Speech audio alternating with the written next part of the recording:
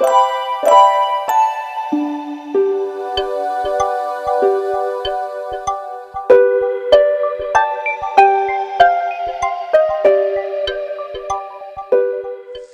vais prendre une écriture. Nous sommes toujours dans notre enseignement. Talitha Koumi dans les alliances spirituelles. Nous sommes en train de réveiller vos esprits. Afin que si réellement vous êtes un appelé de Dieu, que Dieu vous donne la force et que vous puissiez vous préparer contre tout ce que l'ennemi est en train de préparer.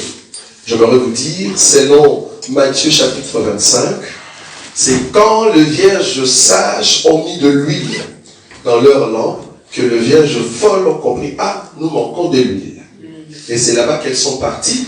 Alors la lampe était allumée. Et c'est comme ça qu'on a crié, alors voici l'époux, allez plutôt le rencontrer. Donc c'est à dire qu'elles partent entrer dans la salle de noces. Si la lumière ne brille pas, si ta lumière ne brille pas, si la parole que tu as ne brille pas, comprends que tu ne t'approches pas du Seigneur. Mais quand ta lumière brille et que tout ce qui était ténèbres commence à briller, comprends que tu t'approches de la lumière. Car Dieu est lumière. Donc ceux qui s'approchent de Jésus doivent savoir qu'il existe. Alors s'il existe, il est lumière. Nous allons prendre une écriture. D'abord notre écriture de tous les jours. Nous sommes dans le livre de Matthieu. Matthieu chapitre 12. Nous allons petit à petit terminer cet enseignement de Talitha Koumi dans les alliances. Je suis dans le livre de Matthieu. Matthieu chapitre 12. Notre écriture, le verset 43, pardon. Matthieu chapitre 12, le verset 43. La Bible dit, lorsque l'esprit impur est sorti d'un homme, nous avons déjà montré tout ça, il va par des lieux arides, cherchant du repos. Nous avons déjà montré les lieux arides, c'est qui? Le lieu aride, ce n'est pas le désert des Sahari, mais c'est plutôt les hommes qui n'ont pas Jésus. Si vous n'avez pas Jésus, vous êtes une terre qui n'a pas l'eau. Et c'est là-bas que les démons vont commencer à marcher. Alors, comme ils vont prendre possession là-bas, mais il va quand même se souvenir de sa maison, là où il était sorti. Et c'est comme ça qu'il va venir voir si réellement tu as reçu la parole ou pas. Et quand il revient, c'est ce que la parole dit, cherchant du repos, et il n'en trouve point. Alors il s'est dit, je retournerai dans ma maison, d'où je suis sorti. Et quand il arrive, il la trouve vide, balayée et ornée, il s'en va, et il prend avec lui 7 autres esprits plus méchants que lui. Nous avons dit que dans cette partie, nous comprenons que même dans le monde des ténèbres, il y a hiérarchie. Il y a d'autres personnes qui ont des petits démons, et il y a d'autres qui ont des grands démons. Donc cependant, ce qui est mieux dans la parole de Dieu, c'est d'avoir Jésus pour que même les petits démons, même les grands démons, ils ne puissent pas trouver place ou repos dans ton cœur. C'est très important. C'est comme ça que nous avons dit. Alors, maintenant, nous sommes au niveau de 45e verset, mais dernière partie. Il s'en va et il prend avec lui 7 autres esprits, plus méchants que lui. Ils entrent dans la maison, s'y établissent. Et, c'est aujourd'hui, c'est là-bas que nous allons voir. Et la dernière condition de cet homme est pire que la première. Il en sera de même pour cette génération méchante. La dernière condition de cet homme est pire que la première. C'est-à-dire, la première condition était pire. Vous voyez ça? La dernière aussi est pire, mais il y a une différence. La dernière est plus pire que la première. Je ne sais pas si vous voyez. C'est-à-dire, cet homme, il marchait, ayant ses démons, mais sa vie était normale. Ce n'est que quand on a envoyé l'onction, la puissance de Dieu, afin que le démon sorte, le démon est parti, mais cette personne n'a pas pu mettre l'enseignement dans son cœur. Pourquoi? Parce qu'il n'est pas resté longtemps dans l'enseignement de Jésus, ou soit il ne voulait pas respecter l'enseignement de Jésus. Alors quand le démon revient, il va, ah, cet homme n'a pas l'enseignement. Alors il dit, si je rentre seul, on va encore me chasser comme la fois passée. Quand il y a une onction, quand il y a une prière. Parce que les démons ne supportent pas là où Jésus est en train de se montrer comme époux, vous savez. Amen. Et là, les démons étaient partis, mais là, ils trouvent que tu n'as pas l'enseignement. Il dit, non, si je rentre seul, je ne saurais pas posséder cet homme ou cette femme. Alors qu'est-ce que je veux faire? Je veux aller chercher cet autre esprit qui sont plus méchants que moi. C'est-à-dire, dans notre hiérarchie démoniaque, nous avons ceux qui sont plus forts que moi. Ce sont eux que je vais chercher. Comme ça, nous allons posséder l'âme de cette personne. C'est pour cela que Jésus a dit, quand les disciples sont venus, lui dit, mais nous n'avons pas pu délivrer cet homme. Jésus dit, mais non. Cet esprit ne sort que par des jeûnes et des prières. Donc il y a d'autres démons, ils ne sortent pas par des jeûnes et des prières. C'est juste toi, tu prends conscience et le démon est parti. Mais il y a d'autres, il te faut la prière et le jeûne. Donc il y a des dimensions des démons. Alors c'est là que nous avons dit que dans cette hiérarchie, si tu n'as pas Jésus et qu'on vient posséder ton cœur, c'est là-bas maintenant l'Écriture va préciser que la dernière condition de cet homme sera pire que la première. C'est là-bas que nous allons marcher. Nous allons prendre une autre écriture. Je suis dans le livre de Exode. C'est ici que nous allons nous attarder. Exode chapitre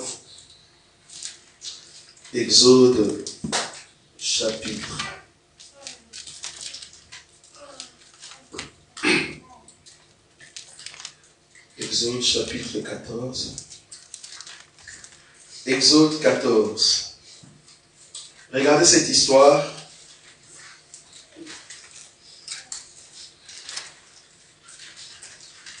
Je commence à partir du verset 13. La Bible dit ceci. Exode chapitre 14, verset 13. Moïse répondit au peuple, ne craignez rien. Ça c'est Moïse qui parle. Il dit, ne craignez rien, restez en place et regardez la délivrance que l'Éternel va vous accorder en ce jour. Donc, le peuple était dans de peur. Pourquoi? Parce qu'il y avait Pharaon qui venait avec des chars. Il venait pourquoi? Il voulait tuer Israël. Alors que lui-même, quand il a vu tout ce que Moïse a fait par la main de Dieu, il a accepté de laisser le peuple partir. En d'autres termes, Pharaon étant un esprit, quand il a vu la main de Dieu qui s'est abattue en Égypte, il dit non, vous pouvez partir. En d'autres termes, Pharaon c'est un démon qui sort d'une âme, d'une personne, et qui va rester dans les lieux arides. Est-ce que vous voyez ça maintenant? Ah, ok, j'en viens. Il va rester dans les lieux arides, Israël est parti. En d'autres termes, Israël a reçu la délivrance. Maintenant, Pharaon va rester et dit, je vais retourner dans ma maison où je suis sorti. Est-ce que vous voyez ça? Maintenant, en retournant, il dit non. Si je veux seul, c'est pas bon, il faut que j'amène toute une armée. Parce que ici, nous voulons prêcher maintenant la délivrance de tous ceux qui étaient dans les réclamations, mais que Dieu délivre. Parce qu'on ne peut pas parler de réclamation si on ne parle pas de la délivrance dans des réclamations. Parce que si Pierre a reçu une délivrance, c'est parce qu'il y a eu une prière. Vous êtes d'accord avec moi? Donc aujourd'hui, nous allons voir la délivrance quand il y a des réclamations. Israël était réclamé par Pharaon 10 fois. Moïse est parti, il dit, laisse partir mon peuple. Mais comme Pharaon, c'est un homme qui représente Satan, il réclamait Israël, il dit non. Première fois, non. Jusqu'à la 10e fois, le peuple sont partis. Mais comme c'est un démon, ici je parle dans le sens de Matthieu chapitre 12, vous êtes d'accord? Mais comme c'est un démon, il s'est dit non, je vais rentrer dans ma maison d'où je suis sorti. Remarquez maintenant quand il vient. Il vient maintenant dans le but d'exterminer Israël. Je me redis, quand la parole te touche, quand il y a une onction qui touche ton cœur, et que tu te dis, je veux me remettre dans les choses de Dieu, c'est une bonne décision. Mais cependant, quand tu prends cette décision, il faut que la décision soit sincère pour que tu ne rentres plus Parce que si tu rentres, comprends que les démons et Satan, ce ne sont pas tes amis, ce sont tes ennemis. Alors, Pharaon va décider de venir avec toute son armée dans le but d'exterminer Israël. Et la Bible dit, quand Israël a vu le peuple, et les Égyptiens, ils commencent à trembler. Alors il faut qu'il y ait une parole qui donne la consolation. À chaque fois qu'il y a un combat, il y a toujours la parole de consolation, qu'on appelle la parole de la délivrance. C'est le verset 13. Donc Exode chapitre 12, chapitre 14, le verset 13, Moïse répondit au peuple, ne craignez rien. Restez en place et regardez la délivrance que l'Éternel va vous accorder en ces jours. Car les Égyptiens que vous voyez aujourd'hui, vous ne les verrez plus jamais. J'aime ça. J'aime ça. Ça, c'était une déclaration qui est sortie de la bouche de Moïse. Ok, je ne prends pas Moïse comme Jésus. Je veux que tu sois maintenant ce Moïse-là. Amen. Quand Moïse disait cela, dans sa tête, ayant l'enseignement, ayant la confiance avec Dieu, il dit non, Seigneur, tu nous as fait sortir de l'Égypte. Tu nous as amenés ici. Tu es sûr vraiment que tu vas nous tuer. Quand il reçoit la certitude de la part de Dieu, c'est comme ça qu'il va prononcer ou proclamer. Ah, ok, c'est ça le mot. Donc, à chaque fois qu'il y a une réclamation, il nous faut une proclamation. Quand l'ennemi te réclame, toi, tu dois proclamer le nom de l'Éternel. Parce que si tu ne proclames pas le nom de l'Éternel, comment est-ce qu'il va venir pour te soutenir? À chaque réclamation, il y a la proclamation. Ça, c'est le premier élément. Deuxième élément. Regardez le verset 20. Je parlais de la proclamation. Regardez le verset 20. Deuxième élément, avant que je touche les derniers songes et voir la délivrance de Dieu. Exode chapitre 14, verset 20. Je commence à partir du verset 19. L'ange de Dieu qui allait devant les camps d'Israël partit et alla derrière eux. Et la colonne des nuées qui le précédait partit et s'étend derrière eux. Elle se plaça, la colonne, elle se plaça entre les camps des Égyptiens et les camps d'Israël. Cette nuée était ténébreuse d'un côté et de l'autre elle éclairait la nuit. Et les deux camps n'approchèrent au point l'un de l'autre pendant toute la nuit. Amen. Amen. Je ferme ma Bible. Regardez. Comment vaincre la réclamation? Je dis ici que pour vaincre la réclamation, il faut proclamer. Tu ne peux pas proclamer si tu n'as pas la confiance de Dieu. Tu ne peux pas proclamer si tu ne connais pas ces dieux.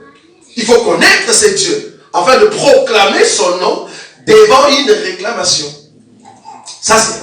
Deuxième élément, la Bible nous dit que quand Pharaon suivait le peuple, l'ange de l'Éternel et la colonne de feu étaient devant. En d'autres termes, nous avons l'ange et la colonne. En deuxième lieu, nous avons le peuple d'Israël. En troisième lieu, nous avons Égypte. Donc les Égyptiens, regardez-moi bien pour sortir de la réclamation. C'est très important. Il y a Égypte qui est en train de poursuivre Israël. Il y a Israël qui est en train de suivre l'ange et la colonne. Il y a l'ange et la colonne qui éclairent les devants. Est-ce que vous avez vu ça? Or, la lumière que l'ange et la colonne projettent devant, mais devant il n'y a personne.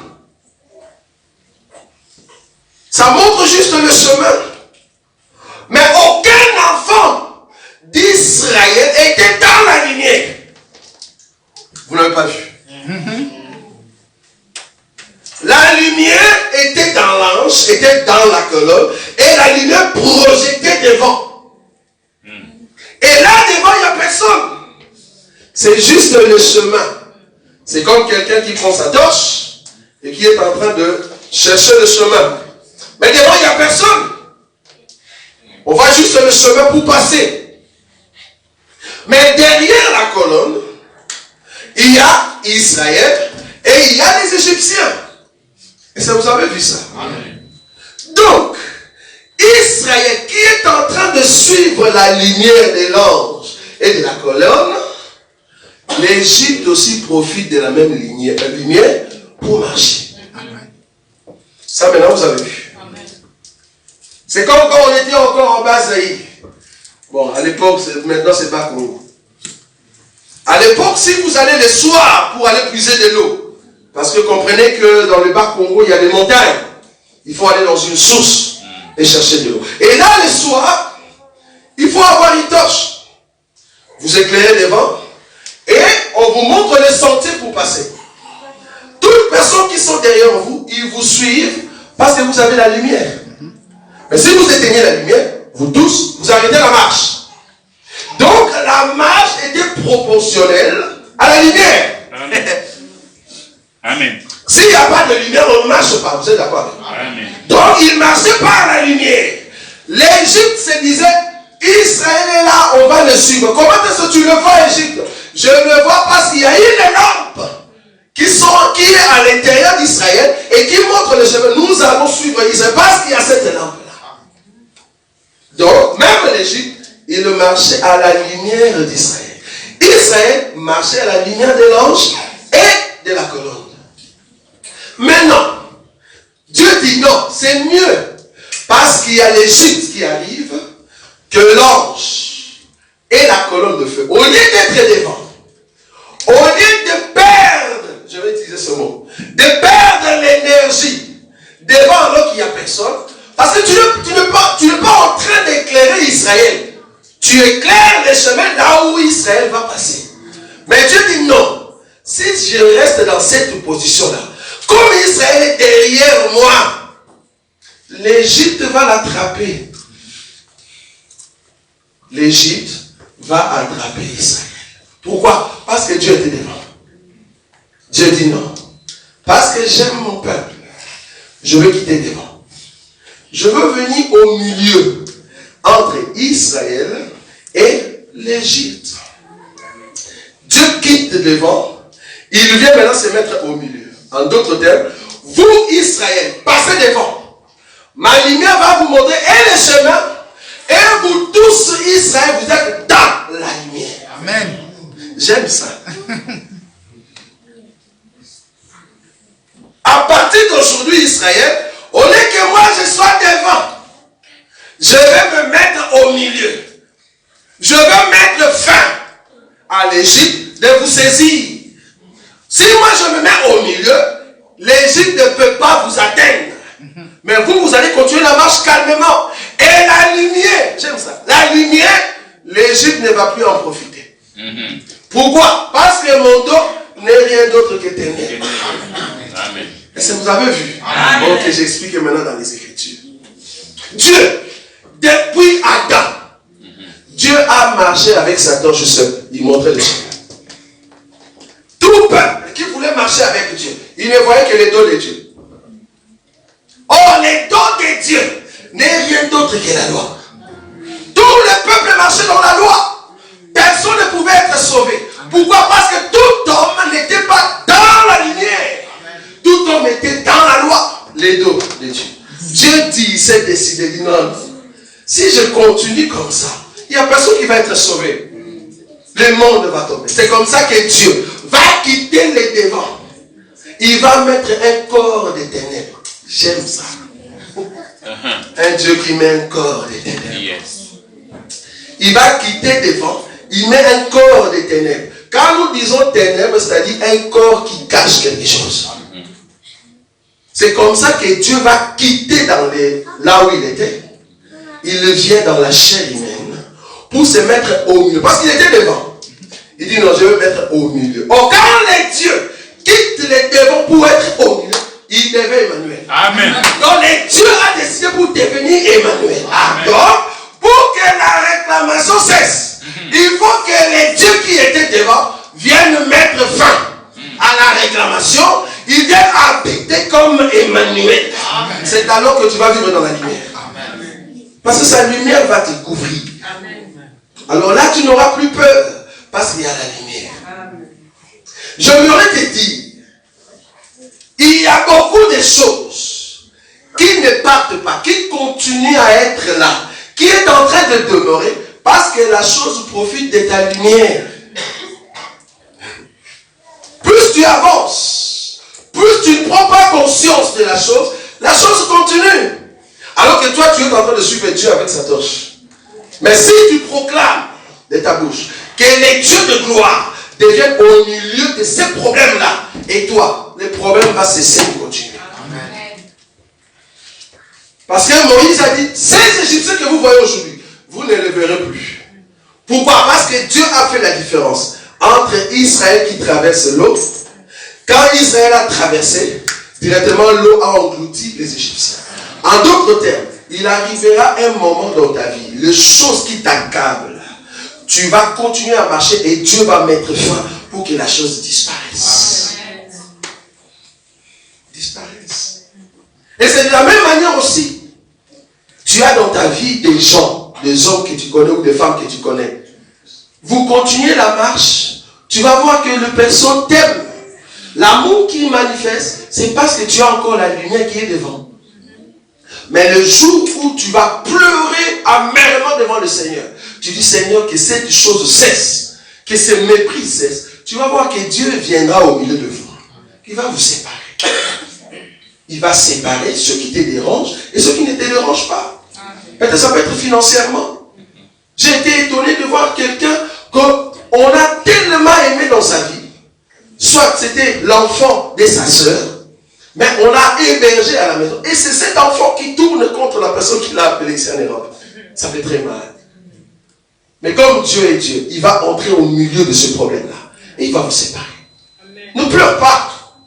Les dieux de gloire, c'est lui qui sépare Israël et l'Égypte. Il le fera. Parce qu'il prend toujours soin de ses petits. Donc, dans les songes de la dernière partie, et là où nous avons lu dans le livre de Matthieu, chapitre 12, le verset 47, la Bible dit, la dernière condition de cet homme sera pire que la première.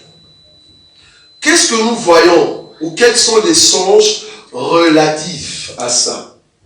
Il y a d'autres bien-aimés, quand vous dormez, parce que nous allons vers la fin, parce qu'on doit quand même amener le peuple de Dieu dans la prière. Quand vous dormez, je l'avais déjà effrolé, mais je ne voulais pas entrer dans les détails, parce que ce sont des songes qui devaient venir normalement à la fin.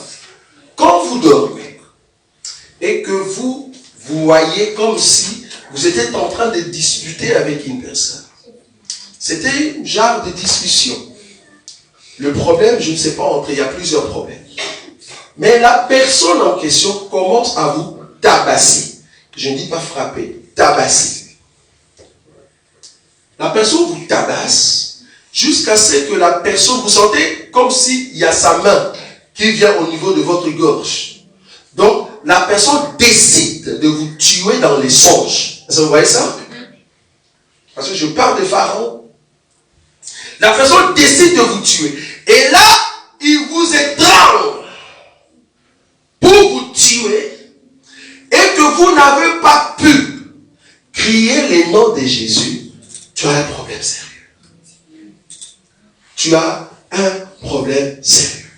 Donc tu es genre des personnes que même si on prenait tes cheveux, on prenait un morceau de tissu, on l'amène quelque part, on te voit directement. C'est ce qu'on appelle vulnérable. Vous voyez ça? Pourquoi? Parce que Jésus, en fait, c'est pas un nom comme Jean, comme Pierre. Non. Jésus, quand nous disons Jésus, c'est tout l'enseignement.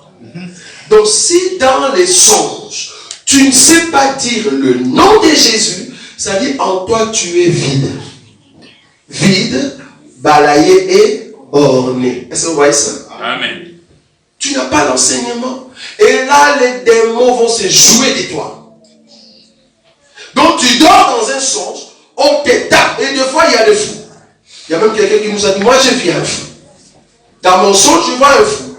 Il y a d'autres qui disent, non, moi on est de fous. Je vois des gens que je ne connais pas, en tout cas, leur visage, je ne sais pas c'est qui. Mais c'est comme si je suis vraiment dans un endroit où on est en train de me taper. Et puis il me tape, et puis il y a quelqu'un qui a pris soit un couteau, tournevis, soit un morceau de bois, et puis il me frappe, j'ai tout, et puis je me réveille. Non. Dans cet évangile, comme tu es sorti de ce son, fais un effort de rentrer là-bas. Ça s'appelle que tu es vulnérable. Si tu ne fais pas gaffe, tu vas partir comme ça. Ce ne sont pas des choses qu'il faut laisser partir, non. Il y a même d'autres qui, ils dorment, ils se voient dans une voiture, roulée, et puis la personne fait l'accident. La personne est morte dans son songe. C'est-à-dire, la personne en faisant l'accident, c'est comme s'il se voit mort. Donc il y a deux personnes, il y a lui-même, et il voit l'autre lui, mais qui dort mourant. Et puis l'autre lui qui était debout, il est en train de dire, je suis mort. C'est pas lui, alors une autre personne lui dit, oh, tu es mort. Dans les songes, on lui dit ça. Mais au lieu de révolter, parce que je vous ai parlé de la réussite dans les songes et dans les échecs. Au lieu de se révolter pour sa mort, au contraire, lui, il encaisse. Il dit, waouh, je suis mort. Quand tu vois ça, tu te réveilles. Non, tu dois rentrer là-bas. Ça, tu es vulnérable. On est en train de te montrer que tu es vide, tu es orné, et que les démons, la condition qu'ils vont amener dans ta vie, c'est pour t'exterminer. Parce que je vous ai dit que les sons, ce sont des avertissements. Ce ne sont pas des réalités, ce sont des avertissements que Dieu te dit, mon enfant, fais attention, il y a ça qui arrive. Vous voyez les songes? Donc, quand c'est ce que tu vois dans les songes, ce ne sont pas encore des réalités. Ça devient réalité par rapport à ton comportement dans les songes. Donc, tu te vois là-bas, on t'a tapé, on est tremble, tu es mort, mais tu te réveilles, tu te sens comme si tu regrettes. Non, révolte-toi. Commence à proclamer. Vous voyez ça. Quand il y a une réclamation de la mort, l'esprit de mort qui est en train de te suivre, il ne faut jamais te lamenter. Il faut proclamer. Amen. La proclamation, c'est quoi? Tu dis non. Tu te réveilles comme un fou à 3h du matin. Non. Qu'est-ce qu'il y a? Non, je ne mourrai pas. Je vivrai. Et je rencontrerai le nom de l'Éternel. Parce que je suis un enfant de Dieu. La mort ne peut pas frapper dans ma maison. Il faut dire ça. On va te voir comme si tu étais fou. Non, tu es en train de proclamer. Amen. La proclamation est très puissante. Amen. Un jour, Dieu a prié Dieu. Dans notre Bible, Dieu a prié Dieu. Dieu a dit, moi je suis Dieu, je veux proclamer les noms de Dieu. Dieu qui proclame les noms de Dieu. La proclamation, c'est la puissance de la délivrance. Pour être délivré, ça dépend de ce que toi tu proclames. Qu'est-ce que tu crois en toi-même? Parce que quand tu proclames, c'est une décision. Une fermeté en toi-même pour dire, cette position, je dis non. Cette fermeté, je dis non. Est-ce que vous voyez ça? La proclamation, c'est très important. Parce que quand tu proclames, tu es en train de proclamer la parole de Dieu. Tu proclames l'enseignement. Il y a d'autres dans leurs songes. Ça, c'est encore pire. Dans leurs songes, à chaque fois, tu te vois comme si tu es en train de manger. Vous mangez, ou soit on te donne la nourriture, ou soit tu as acheté de la nourriture, mais quand tu manges cette nourriture, au lieu que ce soit la nourriture que tu vois sur le plateau, sur l'assiette, tu te dis, mais je mange de la viande, mais ce qui est dans ma bouche, ça devient de la pourriture. Comment on dit ça? De la pourriture. Vous voyez ça? Puis tu dis, mais qu'est-ce que je mange? Et puis tu te réveilles. Tu n'as pas regretté le fait que tu as mangé une nourriture qui s'est présentée comme bonne, mais malheureusement c'était de la pourriture. Qu'est-ce que Dieu est en train de te dire? Tu avais une bonne nourriture devant toi. La nourriture a fait chasser les démons. Mais quand tu commences à manger la nourriture en toi-même, ton corps, ta vie, à l'intérieur de toi, cette nourriture, au lieu de te donner la vie, ça va te donner la mort. Là, je m'aurais dit, tu es Judas. Bon, je ne voulais pas quand même aller là-bas. Là, Dieu te dit, écoute, parce que je te crée, si tu continues comme ça, tout ce qui entrera en toi sera de la pourriture. Tu dois faire la délivrance. C'est-à-dire que ton intérieur change. Afin que ce qui était du mauvais parte. Vous savez, nous prêchons toujours ici. Jésus a dit ceci. Ceci est mon corps livré pour vous. Vous êtes d'accord avec moi? Amen. C'était le pain qui avait touché entre ses mains. C'est Jésus. Ce n'était pas un homme.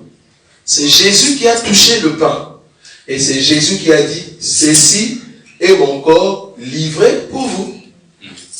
Il commence à distribuer. Les mêmes pains qu'il a priés, il donne à Pierre. Et le même pain qu'il a prié, il donne aussi à Judas. Maintenant, quand le pain entre en Pierre, alors que Jésus lui avait déjà dit que tu vas me régner 3 fois. Maintenant, Pierre aussi va régner le Seigneur, mais parce qu'il avait mangé le pain à l'intérieur a retrouvé la nature de Dieu. Et c'est comme ça que le pain l'a amené quoi? À la repentance. Est-ce que vous voyez ça? Maintenant, Judas aussi va manger.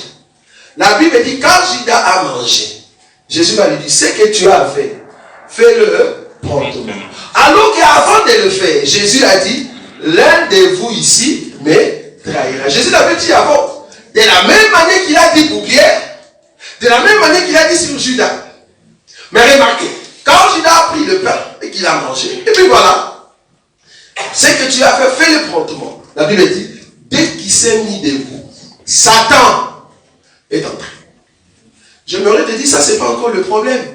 C'est pas parce que Satan est entré en Judas qu'il y a un problème. Parce que même Pierre, Jésus lui a dit, arrière de moi. Donc Pierre aussi était vulnérable.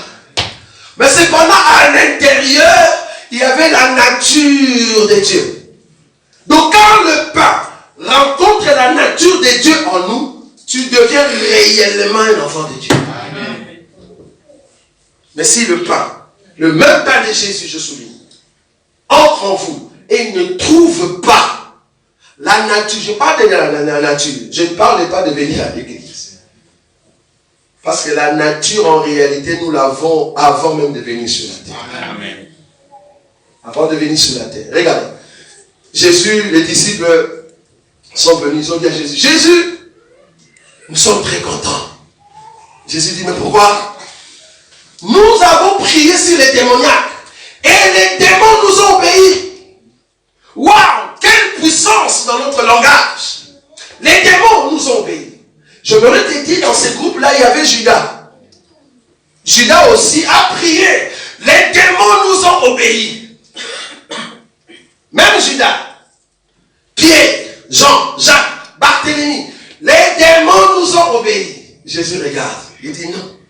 Ne vous réjouissez pas parce que les démons vous ont obéi. En d'autres termes, tout le monde, si seulement tu reçois l'ordre d'aller faire sortir les démons, ils vont sortir. Mais ce qui est important, j'aime ça. Il dit, réjouissez-vous parce que vos noms, j'aime ça. Vos noms, la Bible n'a pas dit étaient écrits. La Bible n'a pas dit sera écrit. Parce que vos noms sont écrits. Amen. En d'autres termes, avant même que Pierre naisse, Jacques, tous ces mondes-là, Dieu avait déjà écrit leur nom. Parce que si on te posait la question, quand est-ce que Dieu a écrit les noms de Pierre sur le livre de vie? Ok, deuxième question. Quand est-ce que Moïse, son nom était écrit sur le livre de vie? Et Moïse a dit, si c'est comme ça, enlève-moi dans le livre de vie. Quand? Merci. La nature de Dieu est éternelle. Amen. Si tu es de Dieu, même si tu es prostitué à Gare du Nord, tu vas à Gare du Nord. Garde le fille que vous voyez là-bas. Même si tu es là-bas, mais pas vas te retrouver devant ce travail-là, tu te dis non, je prends la décision. Je ne veux plus continuer parce que la nature de Dieu me dit cesse. Ah, nous comprenons que l'ange qui était devant est venu à l'intérieur comme Emmanuel pour couper Israël et l'Égypte. Est-ce que vous voyez ça? Parce que l'ange ne peut pas continuer devant. L'ange va venir dans ta vie pour séparer l'Égypte et Israël. C'est comme ça que tu continues la marche, bien-aimé. Nous sommes rassurés qu'il y a encore nos bien-aimés. Ils sont encore dans les mondes. Ils sont encore dans les chécoula. On appelle les chécoula, c'est ça? Ils sont encore dans les chécoula. Dans les corruptions. Ils sont encore dans les mensonges. Parce que j'aimerais vous rassurer. Si vous revenez les dimanches prochains et que vous nous trouvez encore ici, c'est parce qu'il y a encore quelqu'un qui n'a pas encore écouté la parole. Parce qu'en réalité, le jour où vous allez venir, en tout cas vous, et que vous ne nous trouvez pas, comprenez que la dernière personne a reçu l'enseignement et nous sommes partis. Parce que si nous sommes sur terre, c'est parce qu'il y a encore quelqu'un qui est peut-être à Bruxelles, gare du Nord, prostitué. Il y a encore quelqu'un qui est encore djihadiste. J'aime ça. Il est encore djihadiste. À ce moment-là que je prêche, il est en train d'égorger un homme avec son couteau. Soit disant que ce sont des chrétiens, il faut les tuer comme porc de tasse. Mais le jour où il va accepter l'enseignement, comme c'est la dernière personne, c'est comme ça que nous allons partir. Donc, l'ange a quitté devant pour venir se mettre au milieu et séparer totalement l'Égypte et Israël. Et c'est comme ça que Israël se trouve dans la lumière. Donc, dans ta vie, quand tu rêves tout le temps que tu manges, mais la nourriture devient de la pourriture en toi, c'est un danger. C'est un danger. Troisième élément. Je suis ici de vous donner les dernières conditions qui sont pires. Qui montrent que ta vie, comme tu es là, Dieu est en train de te dire, fais vite. Ne reste plus longtemps. Fais vite, lève-toi et cherche Dieu. Tu te vois dans un songe. Tu es en train de marcher. Tu entres dans un salon. Les autres entrent dans une fête. Les autres entrent. Il y a beaucoup d'endroits. Mais l'élément clé de leur songe, qu'on appelle le songe de la destruction, le songe de la mort. Tu vois dans tes songes que tu entres dans un endroit où l'endroit paraîtrait, en tout cas, beau au départ. Mais dès que toi tu entres, c'est comme si ça devient noir. Tu vois comme si les lampes sont éteintes. Soit les autres voient quoi? Ils entrent dans un endroit, dans leur songe, que l'endroit où se trouvait, il y a une mauvaise odeur. Dans leur songe, mauvaise odeur. Maintenant on se demande d'où vient cette odeur. Et elle-même, la personne, va sortir de là. Mais alors que quand, dans le songe, l'endroit était beau, mais quand toi tu es venu, tu sens cette odeur dans les songes. Ou soit la lumière n'y est plus. Ou soit tu marches sur une route et la route ou le chemin en question était lumineuse. Mais cependant, tu vois comme s'il n'y a plus de lumière. Tu es dans un noir extraordinaire. Et tu es en train de chercher l'issue. Et tu n'en trouves pas dans ton songe. Comprends que Dieu est en train de te dire, tu es dans une situation où le ténèbre veut s'abattre dans ta vie. Fais attention, réveille-toi, recherche la lumière. Et c'est là-bas que les ténèbres vont fuir. L'Égypte était totalement dans les ténèbres quand l'ange est venu au milieu. Parce que la Bible dit la colonne était ténébreuse d'un côté. Mais de l'autre, il donnait la lumière. Israël était dans la lumière. Tu ne peux pas te retrouver dans les ténèbres.